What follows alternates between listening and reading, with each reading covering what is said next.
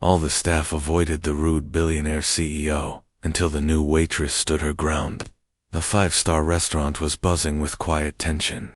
It wasn't the usual rush-hour pressure. It was the presence of one man, Richard Vance, billionaire CEO of Vance Global Enterprises.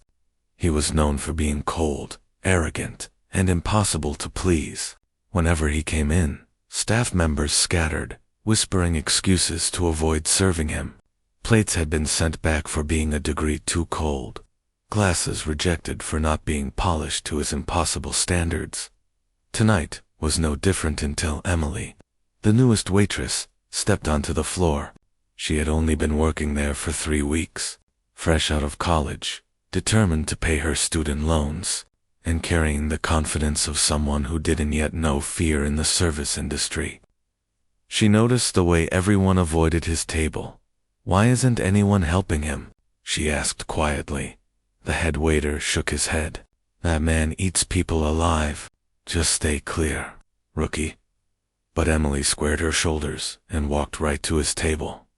Richard didn't even glance up as she approached. "Finally, I've been waiting 10 minutes. Do you people not understand the value of my time?" His voice was sharp, every word like a slap. Emily smiled politely. "Good evening, sir. My name's Emily, and I'll be taking care of you tonight." He finally looked up, expecting the usual trembling deference. Instead, he found calm, steady eyes meeting his own. "Bring me your best steak, medium rare, and don't let it sit in the window for more than 60 seconds. "Yes, sir," Emily replied evenly. "But just so you know, our chef prepares medium rare at an internal temperature of about 130 degrees. If you'd like something closer to rare, I can let him know." Richard blinked. Most waitstaff simply nodded and scurried away. "You think you know better than me?" "No," Emily said firmly, but without hostility. "I just know how our kitchen prepares it. My job is to make sure you get exactly what you want." There was a pause. Then, to everyone's shock, Richard gave a short laugh. Finally, someone with a spine. The meal went smoothly, but Richard kept testing her, demanding substitutions, quizzing her on wine pairings, even asking how long she thought his company's merger would take. Each time, Emily stood her ground, respectful, but unshaken. By the end of the night, Richard leaned back, studying her as if she were some rare puzzle. "Do you know why I act the way I do in places like this?" he asked. Emily hesitated. "Because you're used to people being afraid of you." His smirk faded into something thoughtful. For the first time, he didn't look like the ruthless billionaire everyone whispered about. "Maybe," he admitted quietly. "Or maybe I'm just tired of people treating me like I'm untouchable." "You didn't." When Emily returned with the check, she found a note scrawled across the receipt. "You'll go far if you keep this courage. Don't let the world scare it out of you." Underneath, in bold ink, was a tip that made her knees wobble. $50,000. The other staff stood frozen as Emily tucked the slip into her apron.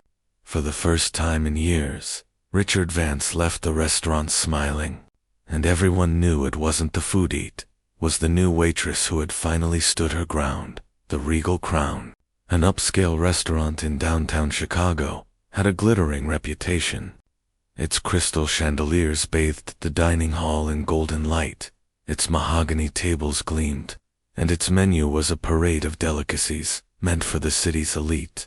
But beneath the polished surface, one thing could strike fear into even the most seasoned staff: the arrival of Richard Vance. Richard Vance was the billionaire, CEO of Vance Global Enterprises, a man whose name commanded boardrooms and crushed competitors.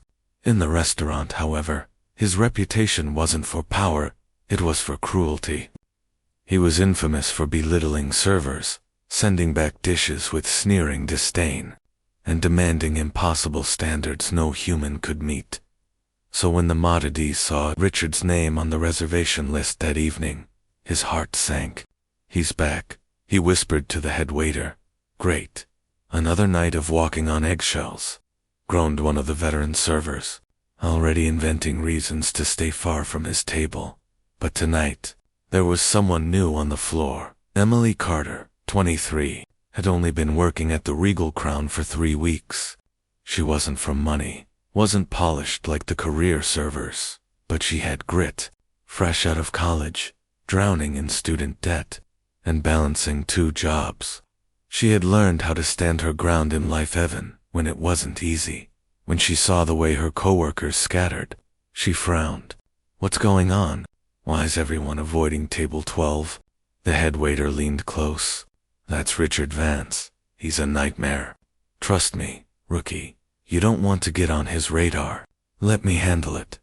But Richard's sharp voice cut through the dining hall before Emily could respond.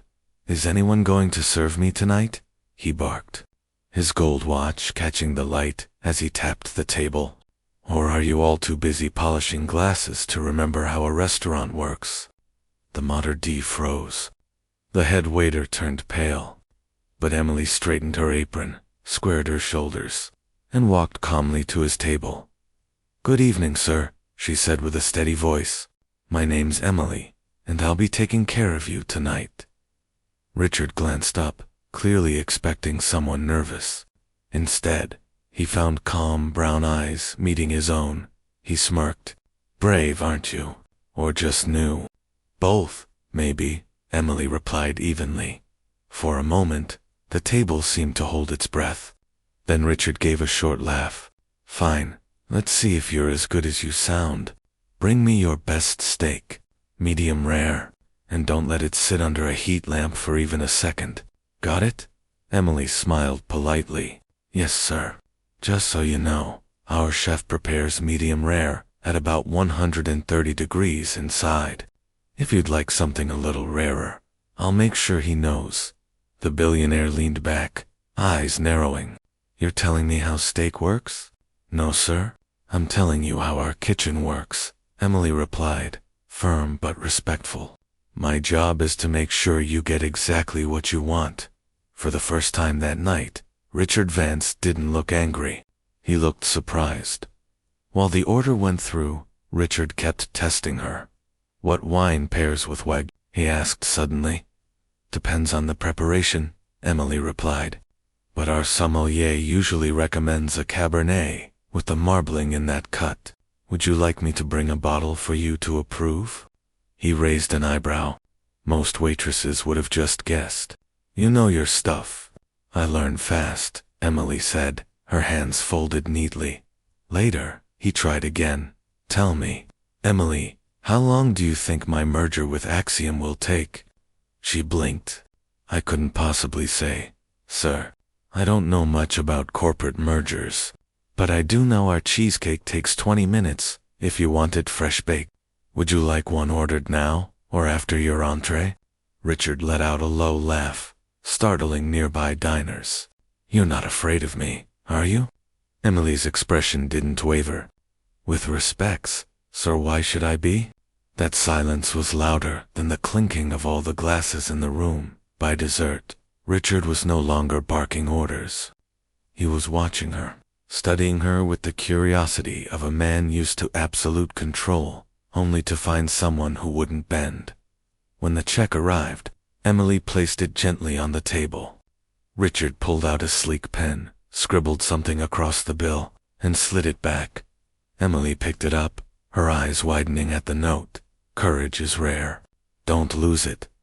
Below the words was a tip so large she nearly dropped the folder. $50,000.